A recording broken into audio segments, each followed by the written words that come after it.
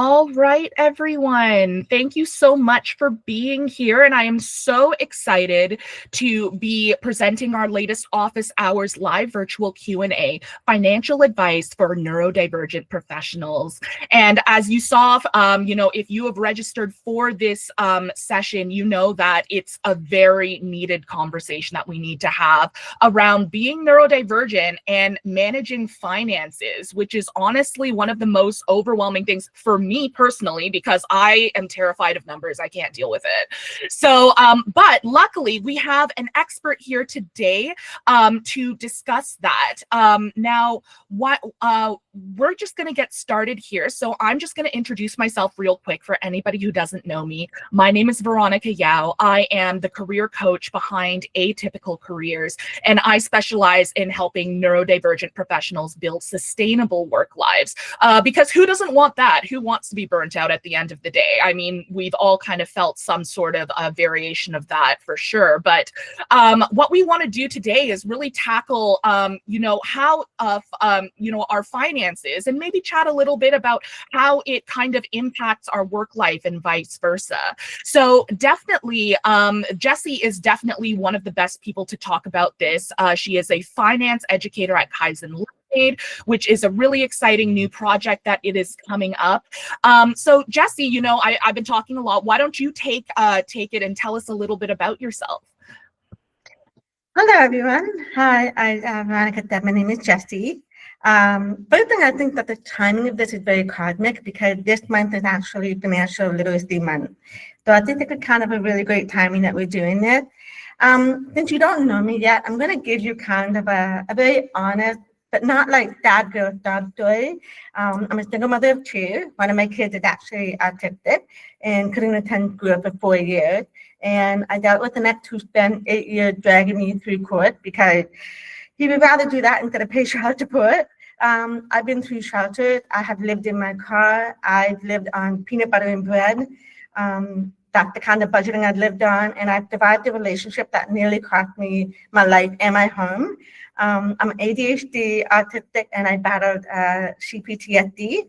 So my brain ran on basically side quest and survival mode at the same time.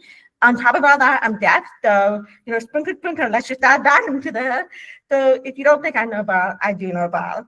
I do have multiple degrees from everything from marketing to carpentry to healthcare, which I'm sure with ADHD, we can all relate to that. I got my financial license in 2021 because I wanted to understand how the top 1% of the wealthy people are building their wealth. It was just more kind of wanted to peek in and see what was actually going on. And honestly, the only reason why I've actually kind of renewed it the way that I'm doing it now is because so many people have asked me money questions, and I realized, okay, I think it's time to make this official instead of just trying to trauma coach everybody in the group chat. So it made sense to just really kind of validate this. And if you have been looking for me online and found nothing, because you won't find anything if you're Googling me right now, Kaizen Lemonade is still in the soft launch kind of phase. I'm building it for the neurodivergent and the disabled creatives first, not necessarily for algorithm, because I don't really need to publicize myself in that way. Yeah. Thank you so much for that introduction. And we're definitely going to hear a lot more about you during this Q&A today. And just for anybody who has not, who has been to an office hours before, you're going to find that this one's going to be run a little bit different. We're going to have an introduction presentation by Jessie, who has put together a really great small presentation on, financial mindset and, really how it impacts neurodivergent people and stuff like that. And so we're going to do that first. And at the very end, we do have some pre-submitted questions that we will be going over. If you do have any questions that you'd like to ask, we'll try our best to get to them if you leave them in the chat. No promises, but we'll do our best.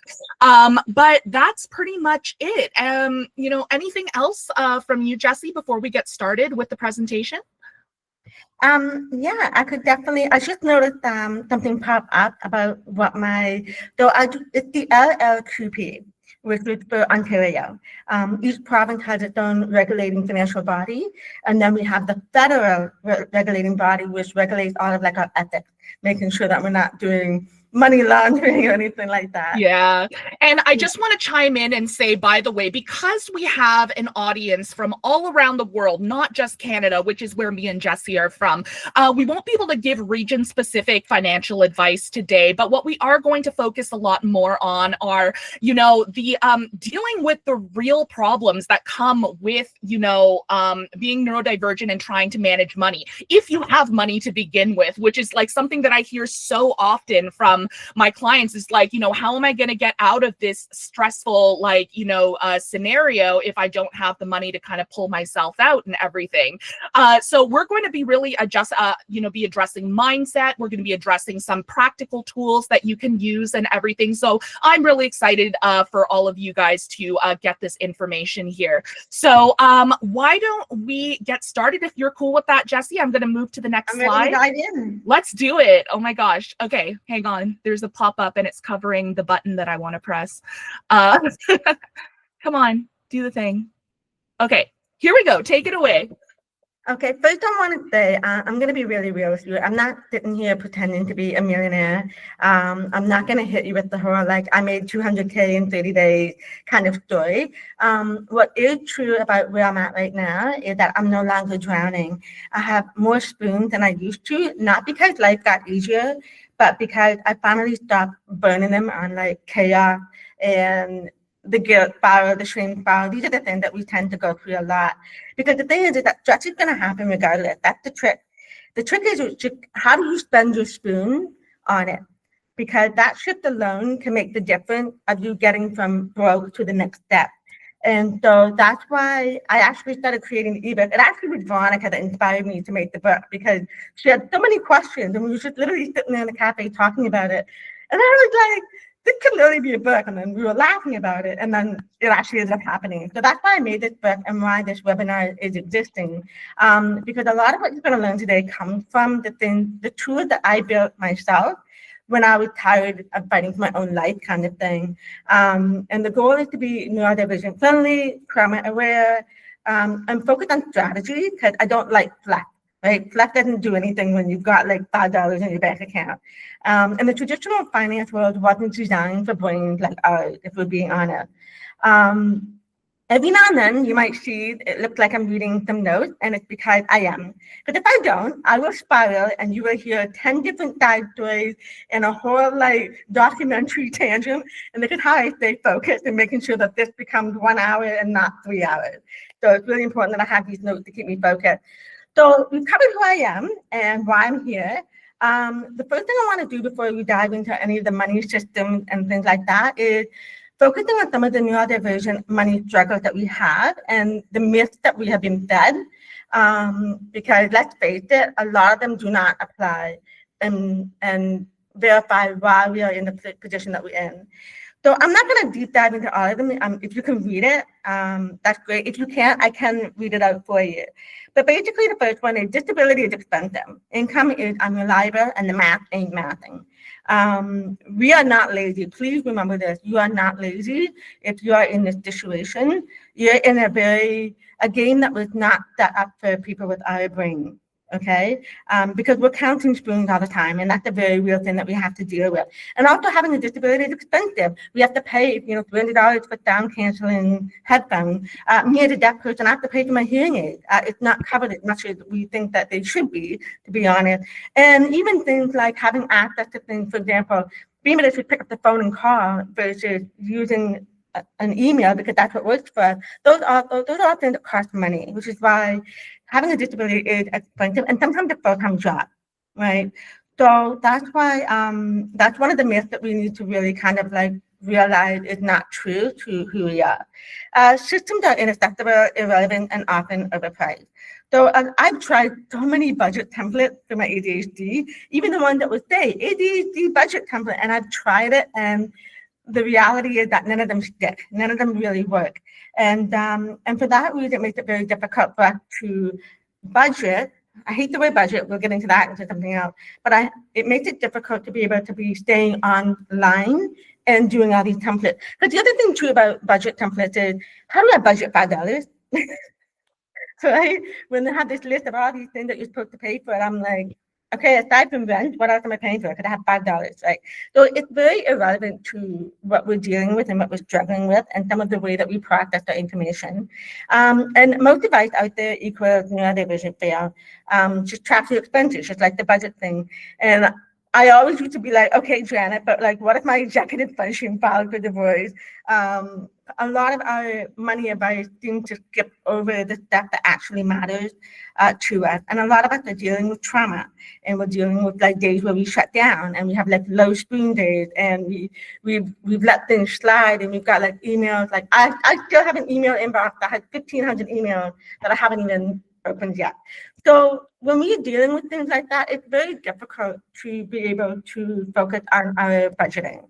The first thing I want to do actually is, it might be fun, it might not be fun, but it's a little thing that I like to call traffic light check. Okay, it's not a personality quiz, it's not a shame method or anything like that. It's literally just a quick way to figure out which zone you're operating from when it comes to money. Because most of us don't realize, especially when we're subconsciously conditioned by our parents or our life and whatnot, that we've been living in one particular color for years, like I did for 20 years. So this isn't about like calling everybody out, it's about figuring out where you're at, so that you know what actions you need to do to move the needle out of that space. Because if you try to use green light strategies while your nervous system is stuck in like red light, you're going to burn more spoons than you have. So the purpose of this is to just see where you are right now and how we can shift into a healthier, more kind of powerful one without doing mental gymnastics. So I would like you to kind of look at this, the red light, yellow light, and go mode is what we call it, rather than green light. So what I would like you to do is to read through this. Is anybody having any trouble reading these, by the way? Can you Let us know in the chat if you have any feedback, just because everybody is muted. But why don't you go on, and if anybody has any issues reading it, I'm sure that they'll be able to pick it up in the recording as well. Yeah, because I can actually read them out if anybody's having trouble reading them, and we can go through each one of them. So what I would like you to do is to put a circle mentally, or even write it down. When you read through them all, put a circle in which one do you feel that you actually are doing. Is it kind of hard to, okay. Then I can definitely read them out for you. Okay, let me just, okay. So in the red light, I'm just gonna read them out, and whichever one resonates with you, just put a circle next to it. Okay. First one, prioritizing social events or community obligations over rest, work, or saving, also known as party every day, but not necessarily. Saying yes to requests out of guilt or obligation, even when it puts you in debt. Letting a friend crash for just a few weeks that turn into 6 months. Constantly helping others, even when it hurts you to help them. Taking a low-paying job to stay close to family, or to help your family out. Avoiding financial conversations that might rock the boat, right? We try to stay quiet. Feeling safest when you're surrounded by familiar people or routine. I want to clarify that a little bit, because I know, especially with neurodivergent, we have our routines that make us feel safe and secure, and that's fine. But there's a difference between having your routine that makes you feel safe and secure versus you're actively choosing to avoid things. Okay, so that's the difference between those two. In the yellow light, we have overworking and burning out for a steady paycheck, hoarding savings but fearing investment, judging success by income, title, or home ownership. So buying a house becomes, you do it because it's the responsible thing to do. Fixating on salary or title as proof of value. Shaming people who spend on joy, like, oh, you bought that? Well, that must be nice. I've definitely been there. Avoiding risk, even if it means stagnation. And then in the go mode, outsourcing low energy tasks that drain energy, such as cleaning, admin, groceries, to protect your focus. Creating passive income systems that don't require constant hustle. Saying no to things that don't align with your energy or your values, even if they pay well. Designing life around rest, alignment, impact, asking, how can I make this sustainable before saying yes, and not just automatically saying yes to anything that comes your way. Investing in mentorship, learning, and tools that compress and outsource your time. Okay, so take like 3 minutes, go through each of these, put a circle around the one that where you are at most of the time. I mean, if you circle the whole website, that's fine. But try to focus on where are you at most of the time. Like, for example, I was in the phase of where I was constantly putting myself second. And I was helping everybody else, even financially, even if it hurt me. So that was my zone that I was in the most at one time. After you've done that, I want you to pick one thing from the green zone that you would like to embody more often. Just put a star next to it just to like differentiate them. And then also give yourself some credit, because as much as you might be in a red light or a yellow light zone, there are things that you are doing that might be working for you, that you're not giving yourself enough credit. For example, like, and they may not even be on here, but I think you can make sense of kind of like what it's about. But give yourself credit even just for showing up here.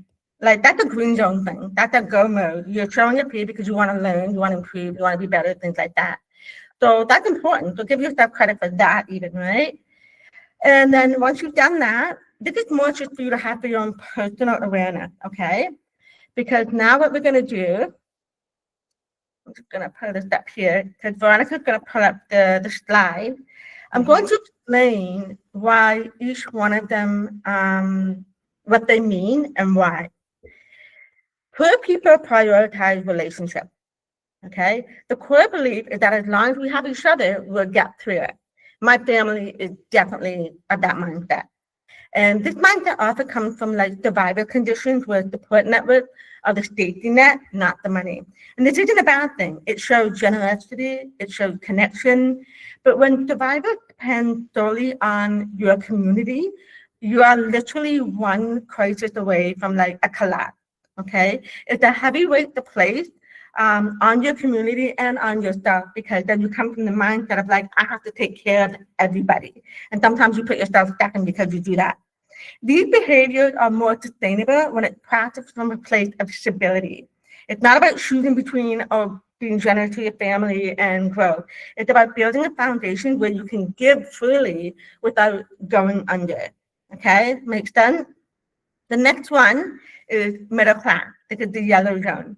Middle class prioritizes money, which you might think like, but that's a great thing. Not always. The core belief is that money equals success, stability, and status, okay? And this group tends to see money as the goal and endpoint, often measured by material achievement, so like buying a house, buying a car, those kind of things. This group tends to get stuck, though, in the earn, spend, save, like hamster wheel. And they're afraid to take any risk that would actually set them free or build any actual wealth. So this mindset is often practical and disciplined, but money without time freedom becomes another trap. So you know how you see those people that have like, they have the house, they have the car, but they never have time for their children. They never have time to go on vacation, things like that. So it's ideal when paired with purpose and like creativity and a pathway to scale, and not just the constant grind, because even that zone is not a healthy zone to be in. So the healthiest zone would be wealthy, obviously, and the wealthy zone prioritizes time. The core belief is time is the most valuable asset. So true wealth thinkers value autonomy, freedom, and scaling. Money is a tool to buy back time, which is why we talk about like outsourcing, things like that. This mindset says, how can I multiply myself without burning out? And this mindset becomes possible when your basic needs are met. Okay, so again, it's not about being lazy, it's about being intentional.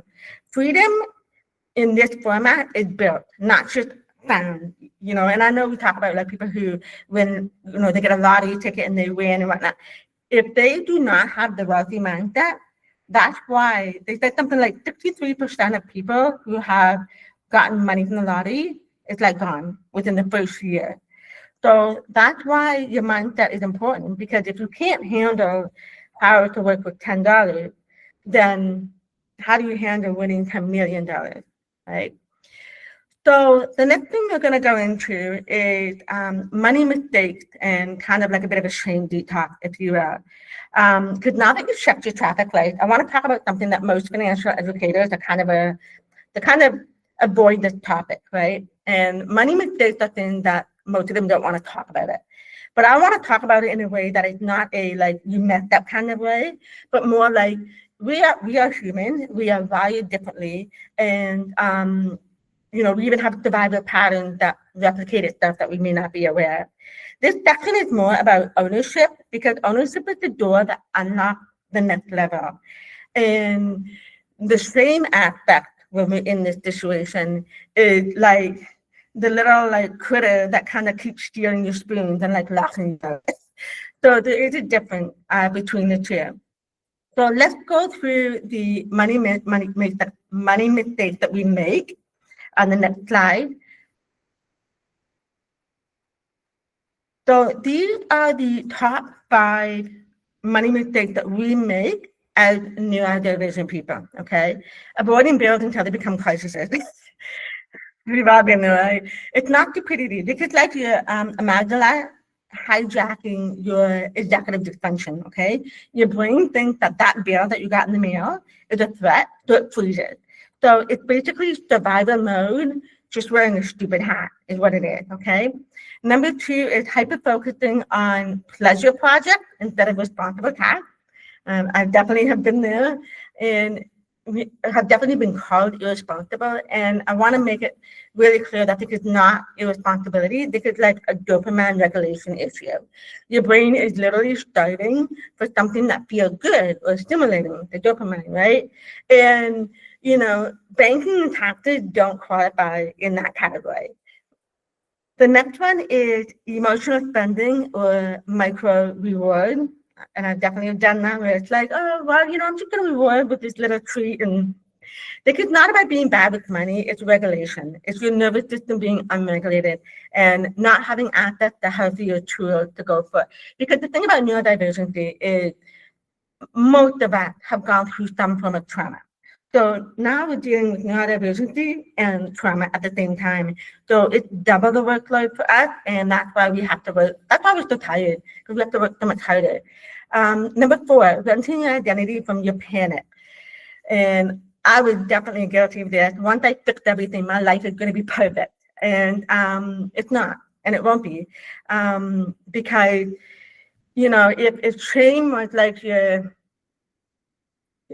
project manager, every task feels impossible, right? So that's why you never get to fix anything and then your life being together. So we're always kind of renting our identity when we're in that panic state. Number 5, believing your financial path predicts your financial future. So this is basically coming from trauma. This is not real math. This is literally coming from trauma. And I think we've seen some of the movies where we see people who have like been in poverty and whatnot. And then, they did the hard work, they kind of got there, and now they're doing really well. The thing is for your financial future to succeed, you can't have the same mindset that you had in poverty to maintain a wealth mindset. So that's really kind of key. So what we're going to do now that we've kind of made awareness of the money mistake, then next what we're going to do is we're going to reframe it, okay? This is the reframe that saves the room. And because this is the truth that nobody really says when we were growing up, okay? Depending on what kind of parents and family that you had. But money mistakes are behavior loops, not identity traits. I used to literally hear the whole like, money doesn't grow on trees, and like, what do you think? I'm made of money. And it became an identity trait. I saw my parents that way, and then I saw myself that way. And that's not true. It's literally behavior loop. A loop can be rewritten, okay? But they take years to shift. The same way that you develop an identity in the first 10 years of your life, and then maybe like the next 10 years, they've always shifted, or most of them tend to shift. So the thing to realize is that like you're not broken, you're patterned, and patterns can be changed, okay? So this is where we shift into the shame detox, because shame is the thing that is blocking your clarity, not your intelligence. As neurodivergent, we are freaking smart. Like, let's face it, we know that. We are so smart. We see things that most people don't see. And especially when it comes to like creative problem solving or pattern recognition, there's a lot of things out there that we do see that makes us at a higher level of intelligence. But the thing is that we are also internalizing so much of our emotion, our shame, our guilt, our fear, even to the point that it makes it very, very difficult to see clearly for ourselves. We can see clearly for other people, but sometimes we struggle to see clearly for ourselves. So what we're going to do is a shame detox exercise sort of thing, okay? I'll call it name it, claim it, reframe it, okay? The first thing is we're going to name it. So think of one money mistake that you keep repeating, okay? Not 10, not the whole highlight reel. I've done this, but I think of all the different things I've done wrong. Just one pattern that keeps recycling itself right now, okay? The key thing is to hold on to that thought, but not react to it. Don't attach any emotion to it. Just think about it and just be like it's a little thing that you're putting on a shelf right now. Just look at it. You have no emotional attachment to it, okay? The next one, step 2, is you're going to claim it without a story, okay? So just starting to say this in your head, think it's just a pattern of run, not who I am. Think of it this way, okay? You know when you go to the grocery store and you've got your bag, okay? Your bag is you. Your grocery bag is literally you. And you're walking around the grocery store and you pick different things to put in the bag, okay? Those different things that you put in the bag, those are your pattern, okay? So I want you to think of it as these things that you're putting in a pattern. You can take them out of the grocery bag and put something else in, okay? So claim what you've got, but don't make it a bigger deal than it really is. It's literally just a tomato. It's literally just a box of cereal, okay? Because we need to define what it is, because otherwise the shame spiral kicks in, okay? And then we should start losing it. So, and if you wish to, just breathe it in, breathe it out, because we want to come from a place where we're not tense, okay? We just want to be calm, we're detached from it. Now, the next slide is step 3. We're going to reframe it now, okay? Now, ask yourself, what was this behavior trying to protect you from? Because every neurodivergent money mistake is a protection strategy, okay? So, for example, when we talk about like, I used to be guilty of like when I was in a panic state and I would go on Amazon and I was just like, I want to buy this, I want to buy this, I want to buy this, okay? Think about what that was protecting you from, okay? Is it overstimulation? Is it fear? Mom's fear, trauma, burnout, abandonment issues, nervous system overload, executive function collapse, whatever it is, it's protecting you. It's a protection strategy for one of these things, okay? You don't have to hate the pattern. You just have to stop it, okay? It's like taking that vegetable, okay? You can look at it, the tomato, you don't have to hate it. You just need to put it back on the shelf and not put it in your grocery bag, okay? Because the thing is that for the time that it happened, it did its job, but now it's about writing a new script, okay? And then I like to have fun with this. So the next slide, have a good laugh. But if you struggle with this, especially when it's hard to see yourself objectively, ask yourself, how would you respond if a friend did the same thing? So you're grocery shopping with your friend and your friend picked up the tomato. And you know the tomato is really bad for your friend, like maybe your friend's allergic to tomatoes or something, like how would you respond, right? That's another way to look at it too, because look at how you can make the money issue be objective rather than a part of it, okay? And there's actually one more step. There is a 4th step, and that I like to add, that's called replace it. And pick one micro action that you can do that isn't a vanity fix. I've been there, it's like, well, if I had $5,000, I'd be able to fix it. Yeah, that's not happening, okay? It's got to be something about within the scope of what can you do right here, right now. And maybe the bill that you've been ignoring for 6 months, just simply open it, look at it, and put it back. Okay, maybe put a 2-minute timer and just like delete all of like my 1,500 email, you know, put a 2-minute timer and slowly you get through it. Again, it's not about trying to fix everything. I'm not going to try and delete 1,500 email. I'm just going to focus on only what I do in the 2 months. Check your balance without trying to fix anything about it. Just check it, look at it, close the account. Please decide a spending rule, only one. Again, not 10. Maybe you want to start saving money, so maybe move $5 into a savings account and not try and aim for 500, okay? If you want to change your financial life, you have to stop trying to become a new person, because that's not what we're trying to do. We're not trying to get a new shopping bag. What we're trying to do is change the thing that we put in and out of our shopping bag, okay? We want to be someone who has better habits. So changing the item, not yourself, okay? So now that we've talked about a neutralized shame, hopefully neutralized shame in some ways, and the goal is to get your nervous system back kind of on track, we can move into the other part that matter with our mindset. Because I know sometimes I'm a practical person and analogies work really, really well for me. So I have difficulty sometimes when people are like, regulate your nervous system, regulate. And I'm like, how? How do I regulate my nervous system? Like, I'm too analytical to think about what that looks like. So there's a couple of different theories that I would like to talk about because I feel that they were very, very helpful in me being able to figure out and connect like, oh, this is regulation. So the first one is the antenna theory, okay? And we've all laughed about the ADHD brain having too many tabs open, right? Welcome to the Neurodivergent Club. It's the same kind of thing. Everybody's brain is like a radio station, but the difference is that neurotypical people have like one antenna, okay? Clean signal, one thought at a time, stable, honestly boring, if I'm gonna be honest. And neurodivergent people have like thousands of antennas, and they're all picking up different frequencies at the same time, which is why it can be so overwhelming. And it can be a superpower, but it can also be a curse, right? When the antennas are scattered, you get static, right? You ever try to put like multiple radio channels at the same time? It gets static, you get noise, you get everybody else's energy hijacking the signal, everything else going on in the world.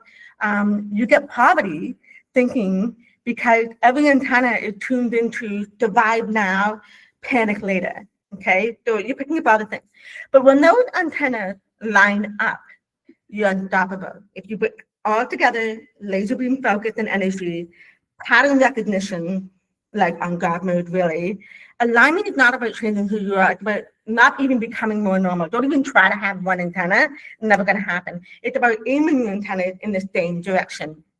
And let's be real, the world today has been built to intentionally, am I allowed to swear? I don't know, to intentionally mess with us. The chaos that is created in this world today, especially since 2019, is intentional, okay? And neurodivergent brains used to thrive before the whole internet turned dopamine, the internet becoming basically your hostage situation, okay? So things have changed a lot. And while technology has been amazing in a lot of ways, it's also made it more difficult as a neurodivergent person to get focused, okay? So think of it this way in terms of money connection. Poverty is scrambled signal, okay? All your antennas in many different ways. Wealth is aligned signal, okay? Poverty isn't just about like not enough money. It's when all of your antennas are tuned into different survival frequencies, like fear, guilt, urgency, self-doubt. I can't do this. I can't handle this. I don't feel safe. So when your signals all basically say you don't feel safe, life is chaotic, that same thing mirrors back into your life, okay? But with wealth or wealth mindset, wealth happens when your thought and your emotion and your action are literally all going in the same direction. They all stack upon each other. And it's like what I'm building is already on its way because I'm building everything in the same direction, not pulling myself like an octopus in 500 different directions. And when that happens and you're very focused, people feel it. And if you've ever been in situations where you just feel like you're in the right space and all of a sudden these little opportunities start popping up, right? Things like that, that means that you are in that alignment. Like opportunities start to pop up. You stop fighting with yourself. Your mind actually starts to calm down even a little bit. And your energy amplifies instead of like being leaked everywhere and needing 500 spoons. So alignment doesn't replace action though, keep that in mind. You still have to act on it. You can't just be like, I'm thinking well, and it's gonna come to me and then just sit there and wait for it. It doesn't work that way. You do have to still act on it. What it does do is it supercharges. So whatever action that you take with that mindset, it's going to supercharge it, okay? The next thing I wanna talk about is the Canoe Theory, all right? So now that you understand about how your antennas work, let's talk about the canoe. This is actually one of my favorite metaphors because it explains neurodivergent alignment better than I think any mindset book that I have ever read. And I've read a lot of mindset books. Life is like a river, okay? And the river represents our world, the universe, whatever works for you to describe the world that you live in. The current is the direction of your energy that this universe, world, whatever, is actually trying to take you, okay? The canoe is you, okay? Your choices, your habits, your nervous system, your alignment, whatever you want to call it. So here is where things start to go wrong. If you try to paddle upstream, that's when you're forcing things that aren't meant for you. Okay, they're not in alignment with what you should be doing. So like the wrong job, the wrong timing, the wrong relationship, the wrong money strategy, the wrong mindset, which is what we're focusing on here, the wrong goal even. They are, when you try to paddle up, I don't know if any of you have been in a canoe, but when you try to paddle upstream, it takes so much of your energy and you don't actually move very far. And so this is where burnout lives, okay? This is where neurodivergent people feel like they're lazy or there's something wrong with them and they're incapable, when really they're just paddling in the wrong direction, okay? The next one is, oh, it's not even in order. Sorry, it's not in order, but the next one is when you choose not to steer, or if you choose to just let go of your paddle, okay? This is the opposite extreme of trying to paddle upstream, okay? When you just let go of your paddle, or you choose not to steer your canoe at all, this is like survivor mode, okay? You're literally lost and drifting, and you're just choosing to take no action. You're exhausted probably, your antennas are scrambled, and you're like, I don't have any more spoons left. That I can't even steer my canoe. So what happens is you're gonna eventually end up going either in the wrong direction, right? A different part of the river that you were never meant to go in, or you're gonna hit the riverbank and then you're gonna get stuck. And then life starts to feel like foggy and confusion and like nothing's happening. And that's what happens when that situation happens, okay? Alignment needs direction, but not force, like paddling upstream, but you need to steer it so that you don't end up in the riverbank.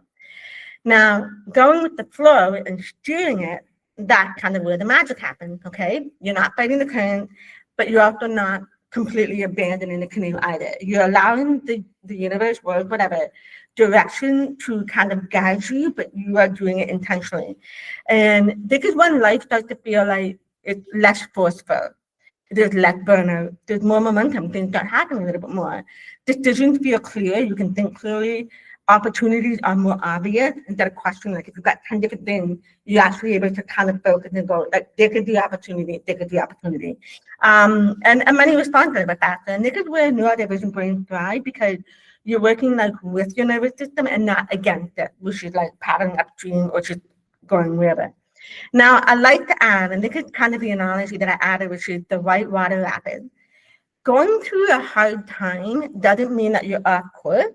Sometimes the river is going to get rough, right? So the whitewater rapids equals adversity, okay? If you panic and drop the paddle, you're going to get slammed. You might die even. But if you try to paddle away from the white water, you're going to burn out, and then you're going to just end up drowning your nervous system, basically, because you have like nothing else left, right?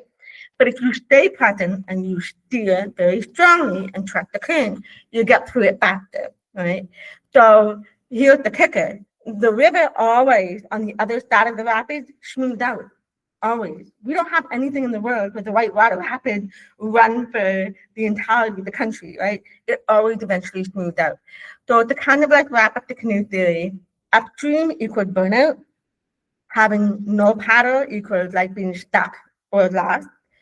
Flow and steering is alignment. And whitewater is adversity that you move through, but don't stay in it or try to fight against it. So if the canoe theory teaches you anything, you're not supposed to force life, you're supposed to guide it. Okay, that makes any sense? So now you kind of lined up. The canoe is facing in the right direction. Something interesting happens. You stop chasing things and start trusting the process. And this is where the Amazon theory comes in. Again, another theory that I should kind of create it because, again, it should make sense to me. So the Amazon theory is what I call your wealth frequency. Okay, so think of wealth like an Amazon package. When you hit order, you don't panic, you don't doubt it, you don't ask the universe if you're worthy of the paper towels that you ordered or whatever it is that you ordered on Amazon. You get a confirmation email, you clean the space for whatever you're going to be having received, and your nervous system shifts into it's already mine. So that is alignment, what it really does. But for neurodivergent people, especially me, and like Lord help us all, but we hit order, well, certainly I did, and refresh 40 times, right?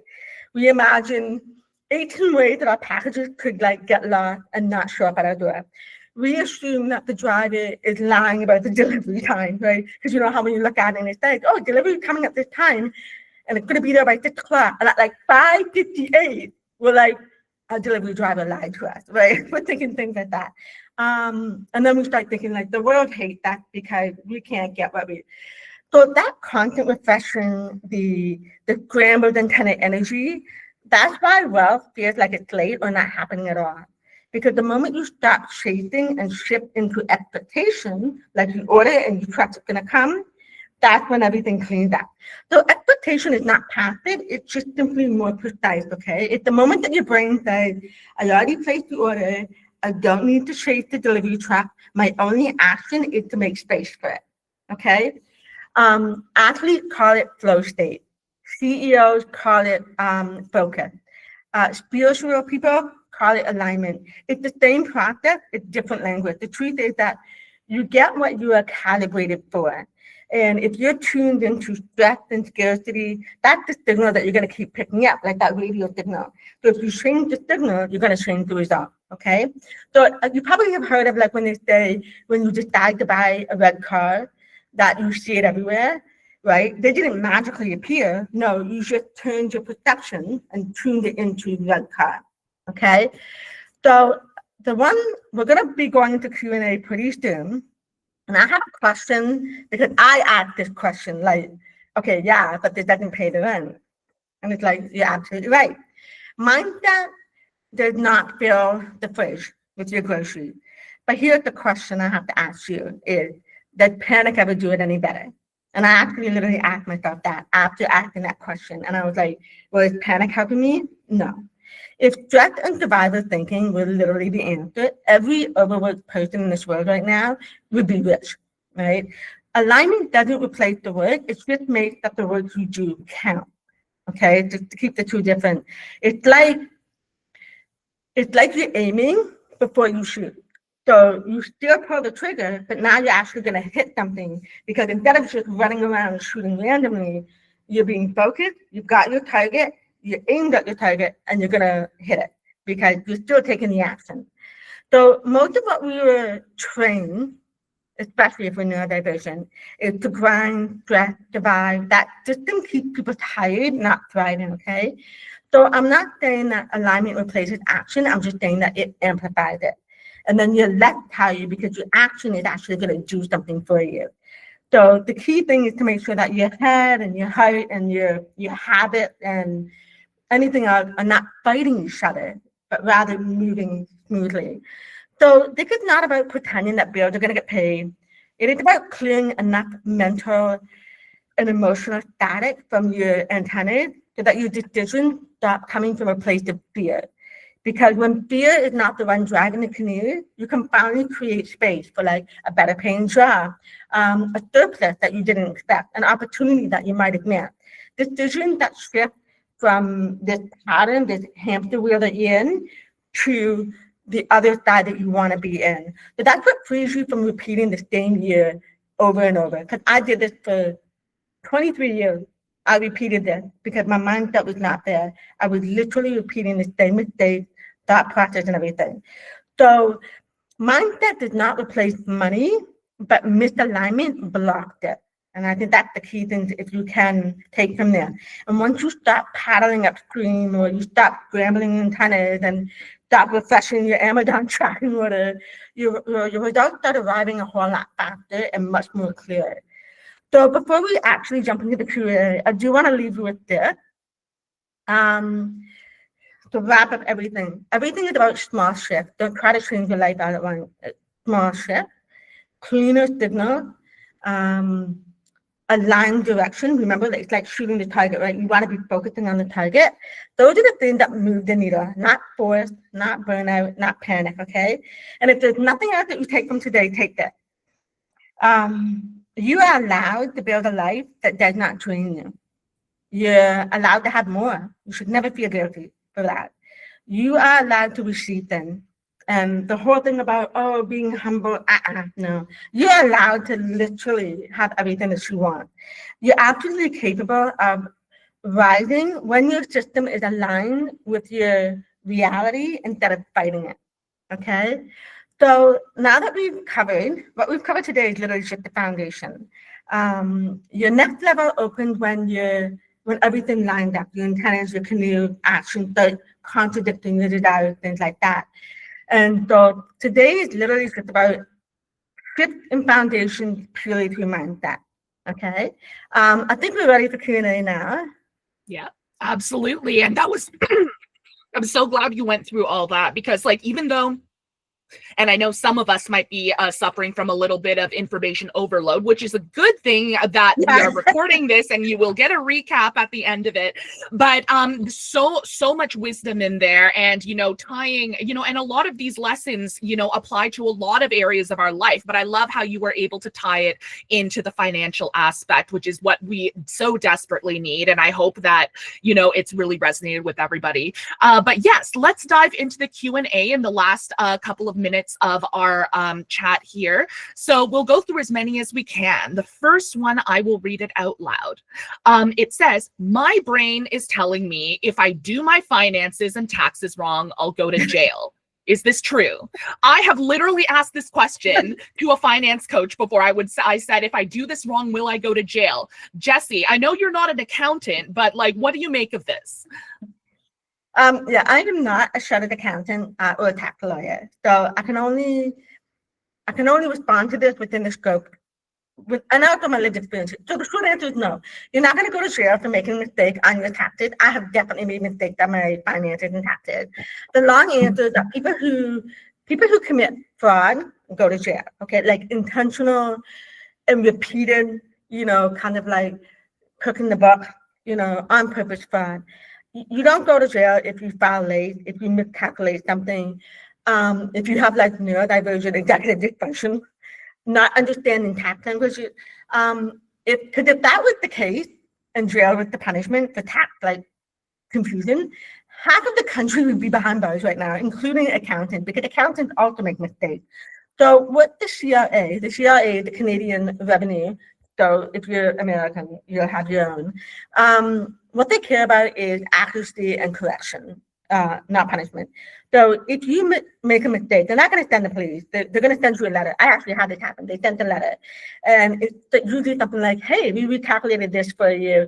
And they could the different information. Or they would say, this information seems incorrect. Can you confirm that? So all you do is you respond it, you fix it, and you move on. It's boring. So it's not anything to panic about. Side note, there are services that anyone can go to that offer to do your taxes for free. Just Google in free tax clinic and then wherever you're located. It may take time, but they are chartered accountants, so they're legit and they can help you. And they run on certain days, and you book to see them on the days that they do free tax days during tax season. So for Canada, I know if you are looking to, they start in February. So they do start earlier, so just be prepared for that. I hope that answered the question. No, I think that was fantastic. Let's move on to the next question here, because I want to get through as many as we can. How do I stop? So the question is, how do I stop going into debt when I struggle to hold down a job? Jesse, what do you think? Not the high one. I definitely lived that for several years. It was honestly the only thing I could think about. What I come to realize is I used to think that having a stable job would fix everything, and it actually doesn't, especially when you're in debt. You don't need a stable job. What you need is to build stability, emotional stability especially, but stability in your nervous system, right? Because you want to make sure that you are making decisions and not coming from a place of fear or chaos or anything like that. The first thing I would say is first of all, stabilize yourself. Because the more unstable you are, the more you actually create debt for yourself. Because if everything's scrambled, your money choices that are coming from fear, that you start making mistakes with your money. And you start making decisions that are kind of impulsive, that make you more in debt. But when you're more stable, you can make better money choices. So at first I would start with that. Make your money decisions, some of them, predictable. That's going to also help stabilize you. So for example, the one thing that I did was the best thing I ever did was I made my phone bill auto pay. And honestly, it's just a huge way. It's stable. And the fact that I'm able to pay it and know that it's going to get paid on time was improving my credit score. So make one little thing you can in terms of money be predictable, and it can only be tiny. Like you don't have to make it big, because those tiny consistencies stop making the big debt and allows your nervous system to relax a little bit. Um, Alongside that, I would say also we all know what our defaults are. We all know what we automatically go to when we deal with a certain emotion, right? And we know that we struggle in the heat of those emotions. One of the things that I had done was I actually created my pre-decided default. So I wrote things out and I said, okay, when I start to feel like this, I'm going to do this instead of this, right? When I'm panicking, I'm going to check my bank account instead of go on Amazon and try to buy 1,000 things, right? When you preset your default, eventually it's not going to be perfect the first time. You're gonna mess up. We all do, but you keep repeating it, and those defaults become your new habit, and then they protect you from, spiral spending or getting yourself into more debt. The other thing I would also say is, especially if you're dealing with debt, one of the biggest shifts that I had from my debt was negotiate everything. If your total reported debt, and when I say reported debt, I mean things that show up on your credit report, not like personal loans, things like that. If it's under 50K, negotiate with your creditors and your collectors. Honestly, a lot of them will actually accept whatever it is that you want to renegotiate. Offers say, I can pay this, but I can only pay this amount. They reduce lump sum.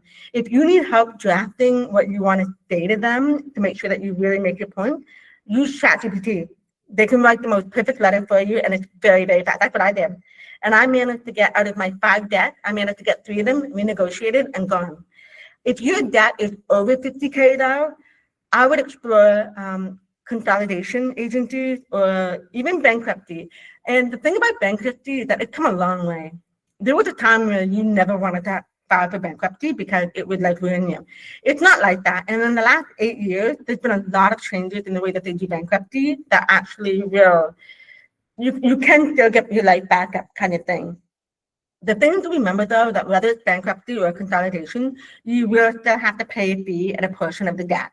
So it's not just okay, bye-bye, like it doesn't work that way. You are still going to be held accountable and responsible for that. But if your debt is really, at a point where you really cannot live, those are some options to think about with debt. Now, with struggling to hold down a job, the thing I would say is lower the load, not the standard. Pick work that matches your spoon, okay? Not other people's expectations. And I know that might not make sense when it comes to but I need more money to pay my debt, and I get that. But this is short term. So try not to think of it as like this is the end or beyond. Think it's literally short term. So think of like short shift, flexible roles, remote tasks, gig-based income. This buys you a little bit of breathing room. I actually took a job at Amazon, the Amazon distribution thing, just to give my brain a break. And honestly, it was great because I needed something where it's like, okay, I'm still making money, but I'm not killing myself doing that. And also along that line of thought is, instead of thinking of like one big giant job that is burning you out, taking up all of your spoon, build micro income. It's a lot better to, like, if you have like one job that's like rigid with the schedule and it feels suffocating, that's gonna burn you out. But if you have like say 3 tiny flexible ones that feel doable, that's gonna be a lot more manageable and will actually get you even closer to your goal. And just make money predictable, even in the smallest ways when you build your income. Like if you do a gig and it only pays you like $50 a week, but it's predictable, that's going to calm your nervous system down better, and you can actually make better money choices. I hope that gives them. There's so much good stuff in there, honestly.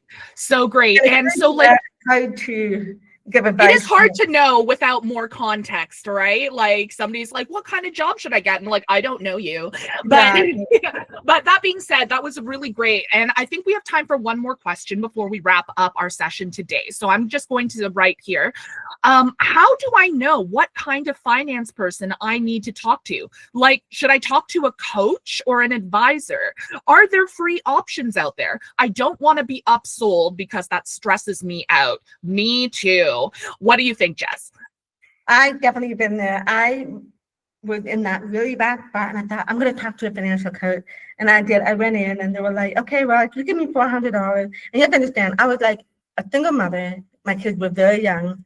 My oldest is autistic, so it's not like I was able to have a full-time job or anything because he stayed at home for a year. And the pushiness made me panic. And thank goodness they had the 24-hour rule, because I literally came back and collected that money. The panic was just, then here's the short answer. If someone calls themselves a financial advisor, okay, and says that you have to pay them for their service, run. That's illegal, okay, if they call themselves a financial advisor. Secondly, to ensure that they're qualified, they need to be with a brokerage, okay? So even if they're independent, they must have a body that governs them. And if they start giving you some, BS answers about like, oh, I work for myself, I mean, like, no. Because there is a difference between a financial advisor and a financial coach, okay? So a financial advisor is licensed. They have to hold a real license. So in Canada, that means like your LLCP. Quebec would be like the FP, like there's different ones, and then there's also the IIROC. So those are governing bodies for basically Canada that regulate for financial advisors. And financial advisors can help you with like insurance and investment and tax strategy and retirement planning and basically like long-term financial, okay? A financial coach is legal, but they're not licensed, so keep that in mind. And anyone can call themselves a financial coach. But what they can help with and what they're allowed to help with is like budgeting, money habits, emotional patterns related to that, basic planning, like basic budgeting, accountability even. But it's a really, really big red flag if a coach starts giving you investment advice. That's outside of their scope, and it's actually very unsafe. So if they start doing that again, run. There are some free options out there that do exist if you want to have that help. And they will never try to upsell you because they are not a for-profit business, okay? So credit counseling agencies, so they have to be government approved though. If they're not government approved, they're not legit. They're kind of like an independent and they will charge you. But the ones that are credit counseling agencies that are government approved, they by law have to offer services for free. Community financial literacy programs, and I actually know of a few, so if you ever want to find them out, I can redirect you to that. Settlement agencies, so like if you're like a newcomer, a lot of them will have their own financial advisor or coaching on that. Libraries with financial workshops. There's a lot of libraries out there that run financial workshops, usually around tax season, for that January to March timeframe. Universities, colleges, they also have tax clinics, especially if they're the ones that are teaching how to do them. You can very often go in there and get some free advice. Not that it's my favorite, because the CRA is always my favorite organization to deal with, but they do have online representatives. Like, I wouldn't say chatbots, but you can actually talk to them online, and they will answer some of your questions for free. But I would only go to them if it's more to do with taxes, because in terms of like getting advice for other things, they're not really a good help there. So to just kind of like get a sense of which is which, if you need help with money habits, look for a coach. Okay, if you need help with like say setting up like insurance and investment or long-term planning, look for a licensed advisor. And if you're scared of being like upsold or being stressed out, start with any of the free non-for-profit resources that I just shared with you. And from there, it's not that you have to plan anything, but if they can give you clarity, they might help you decide which way you want to go and who you want to go to. It's fantastic. Thank you so much for all of your wisdom and expertise and experience today, Jessie. Honestly, like it's so helpful and so refreshing, honestly, to hear about it from a neurodivergent perspective. And I just wanted to share a little bit about a special offer that Jessie has kindly shared with us as, the attendees of office hours. For a limited time, there is going to be 45% off of her ebook, The Spoon-Friendly Path from Broke to Thriving. We covered some of the material here, I believe, but there is a lot more in there that you can definitely check out. Jessie, do you have anything you wanted to say about this? Yeah, so this is the book that was inspired by Veronica. And honestly, she kind of made this book come to life, and she made me realize that I had a lot that a very kind of like valid and very tangible activities that we could put into this. So the book is 40 pages, but please do not let that scare you. It's a lot of pushes. It's a lot of like actual exercises in there, because I'm one of those people where it needs to be in the same page for me to actually do it. Because if it's not, and I have to go get another piece of paper, ADHD dysfunction, right? I know that didn't work very well for me. The green light, red light, yellow light, the traffic light system, that's in there. So it's got a lot of things, and it covers a lot of different ways of thinking, different ways of responding. But there's also some things in there that are also very kind of tangible. And that was the key thing for me, was to make sure that you walked away with at least some sort of a foundation to work with, that you can go like, okay, now I can actually take the first step. And I used to hate when people will, I used to go to so many different financial advice and things like that. And I used to hate when people would be like, oh yeah, you can buy like this course or this program, and it's like, like $500. And I'm like, I'm literally like, where am I going to get $500 for, right? And they used to always use the terminology of like, but it's an investment. And I hate that, because it's guilt tripping. I hate when they do that. And so the thing is that I recognize that like not everything can be for free. But my goal with this was, this is not a means to be a profit thing. This is a means to help you, right? And so this is why, for me, if I can help you guys and give it like 45% off, so that way you guys can have access to it, then I'm happy with that. Because the key thing is about financial accessibility, right? So that's kind of my goal with this. But it's a very colorful book. I love colors. So, but it does have a lot of things in there that the idea being what's going to possibly work for you, that you can work on for yourself, so that you can start getting to the next level. Fantastic.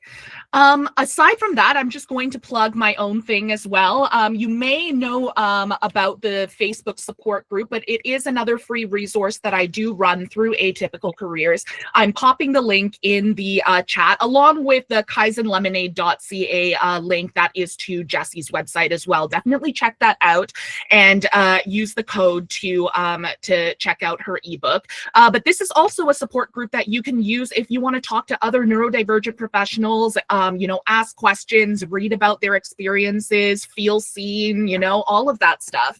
And what's more, I do also have a new online course that has come out called Misfit to Master Plan, which is all about helping you create your neurodivergent friendly career strategy. So you can actually transition out of your situation and get clarity on what to do next and how to do it in a way that honors the way that your brain needs to work. So definitely check that out. The first lesson is free. It's actually about the neurodivergent employment burnout cycle, which I'm sure a lot of you guys can relate to. So feel free to check that out there. Otherwise, we've come to the end of the presentation. So once again, I wanted to thank Jessie so much for being here, for sharing her wisdom and her insights. Yeah, no, oh my God. Like, I think I learned a whole bunch of stuff just through this one session. So yeah, no, I'm so excited about this. And, hopefully, we'll be able to see Kaizen Lemonade grow and expand as you continue to work on it. Thank you, everybody, for being such a great audience. I hope you've taken away something helpful today. If you have any questions, please feel free to let us know by emailing us or any of that kind of stuff. You have our contact information there. Otherwise, we're going to wrap up here. So thank you very much, and have a great day, everyone. Bye.